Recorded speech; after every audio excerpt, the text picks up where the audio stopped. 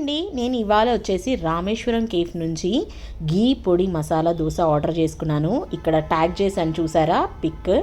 ఇది వచ్చేసి స్విగ్గీలో ఆర్డర్ చేశానమాట. ఇది దోశ వచ్చేసి చాలా చాలా టేస్టీగా ఉంటుంది. నేను ఫస్ట్ టైం కాదండి, ఇది ఆల్రెడీ నేను డైరెక్ట్గా రామేశ్వరం కేఫ్లో తిన్నాను.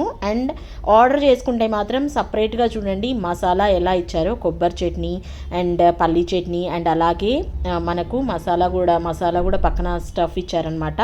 చాలా చాలా టేస్టీగా ఉంటుందండి. ఇవాళ రేపు మనం హోటల్స్లో ఆర్డర్ చేసుకోవాలంటే చాలా భయం వేస్తుంది కదా, కానీ ఇక్కడ మాత్రం చాలా హైజెనిక్గా ప్రిపేర్ చేస్తారు. అండ్ సాంబార్ కూడా విడిగా ఇచ్చారు చూసారా, చాలా చాలా టేస్టీగా ఉంటుంది.